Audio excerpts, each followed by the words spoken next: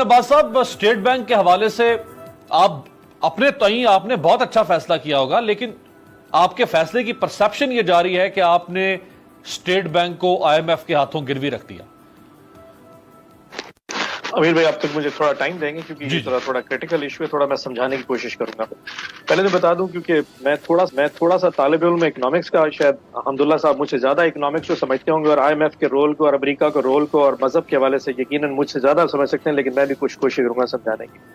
पहले तो आप ये समझिए कि जो सेंट्रल बैंक होता है, स्टेट बैंक, उसके दो मेन काम होते हैं, एक मॉनेटरी पॉलिसी बनाना और एक फिस्कल पॉलिसी बनाना। नॉर्मली बैंक मॉनेटरी पॉलिसी बनाते हैं, इत्तफाकन ये फिस्कल पॉलिसी नॉर्मली गवर्नमेंट्स के पास होता है। हमारे पास इत्तफाक ये हुआ, और स्टेट बैंक का जो मेन काम है सर वो ये होता है इन्फ्लेशन को कंट्रोल करना, अफरात ज़र को कंट्रोल करना, आपकी जो अनएम्प्लॉयमेंट है उसको कंट्रोल करना, आपकी गुर्बत के लेवल कंट्रोल करना, और रेगुलेटरी बॉडी होती है जो बाकी पूरी बैंकिंग सिस्टम को संभालती है। हमारे पाकिस्तान में अनफॉर्चुनेटली हुआ है कि एक डारो इकोनॉमिक्स रहा है, एक शख्स रहा है जो कि भगौड़ा है, एब्स्ट्रॉकंडर है, पाकिस्तान से दौड़ा हुआ है, उसने इस मुल्क को बर्बाद कर दिया। उसने क्या किया कि उसने स्टेट बैंक को इस्तेमाल किया कि जब कभी गवर्नमेंट को एक्सपेंडिचर की जरूरत पड़ी, उसने स्टेट बैंक से कहा कि तुम नोट छाप दो, और नोट छापने के बाद गवर्नमेंट को लोन दे दो। उससे क्या होता था कि महंगाई जो है ना वो कंट्रोल ना हो पाई हमसे, और प्लस उसने दूसरा काम ये किया कि उसने डॉलर्स जो थे उसको सप्रेस किए रखा 105 107 रुपए, ताकि पाकिस्तान में महंगाई ना हो सके, लेकिन हमारी जो एक्सपोर्ट की इंडस्ट्री थी वो बैठ गई और इंपोर्ट लेड हम मुल्क बनते गए। इस इशू की वजह से जब इन पीपल्स पार्टी गवर्नमेंट और नून लीग ने स्टेट बैंक को इस्तेमाल किया इस पैसे छापने वाली मशीन के तौर पे, उसकी वजह से इस मुल्क के ऊपर बहुत बुरे असरात आए।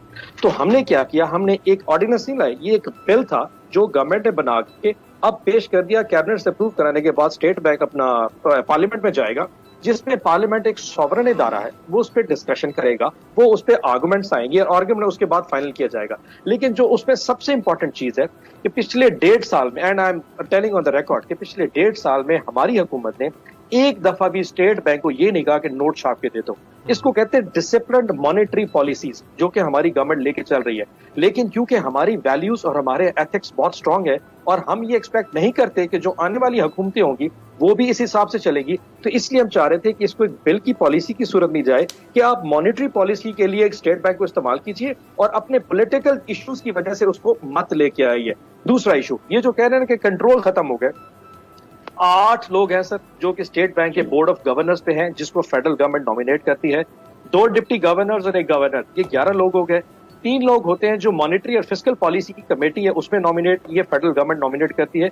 तो 14 अफराद स्टेट बैंक की बॉडी के ऊपर ऐसे हैं जो कि स्टेट बैंक को संभालेंगे, जो कि फेडरल गवर्नमेंट नॉमिनेट करती है। और उनका मकसद है कि जो गवर्नमेंट की पॉलिसीज है उनको एक ट्रू तरीके से इफेक्ट किया जाए ताकि इन्फ्लेशन ना हो सके।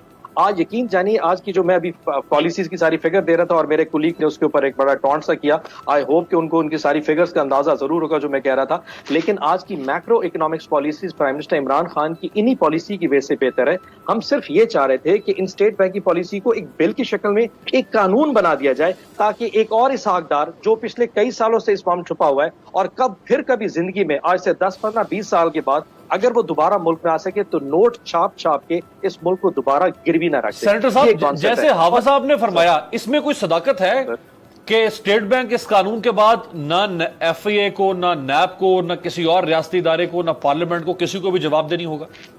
मैं जवाब देता हूँ सर। इस वक्त सार के जितने ममालिक हैं, हमारे कंट्रीज हैं, उनके तमाम सेंट्रल बैंक्स के जितने गवर्नर्स और जो बॉडीज होती हैं, उनको ये इम्यूनिटी हासिल होती है कि वो जब कभी कानून साजी या अपने बैंक को चला रहे हों तो वो अपने को चलाते रहे। अगर उनके खिलाफ कोई इल्जाम आता है तो सबसे पहले उनकी जो गवर्निंग बॉडीज हैं वो उसको इन्वेस्टिगेट करती हैं, इन्वेस्टिगेट करने के बाद क्रिमिनल एजेंसीज को फॉरवर्ड कर देती हैं। इसमें भी यही लिखा हुआ है कि बजाय डायरेक्ट उनको इन्वेस्टिगेट करने के पहले उनकी बॉडी उनको इन्वेस्टिगेट करेगी, अगर क्रिमिनलिटी फाइंड हो जाएगी तो फिर वो उनको जस्टिस को फॉरवर्ड कर देगी। और इसको इन कहते हैं इन गुड फेथ, क्योंकि देखें जो गवर्नर होता है या डिप्टी गवर्नर होता है या आपकी जो पूरी गवर्निंग बॉडी होती है, वो वहां पे तनख्वाह लेके काम कर रहे होते हैं, उनका कोई क्रिमिनल माइंडसेट नहीं होता, गलती सबसे हो सकती है। सो पॉइंट ये लिखा गया कि पहले उसकी गवर्नर बॉडी उसको इन्वेस्टिगेट करेगी, अगर वो उसमें मैलाफाइडी या क्रिमिनल कोई चीज पाई गई तो वो एजेंसीज को फॉरवर्ड कर देगी। और ये जो इन गुड फेथ है, ये इवन के जो इंग्लिश का सेंट्रल बैंक है या फेडरल का रिजर्व है अमेरिका में, उसमें भी लिखा हुआ है। और सबसे जो इंपॉर्टेंट चीज वो है कि जो पॉलिटिकल प्रेशर होता है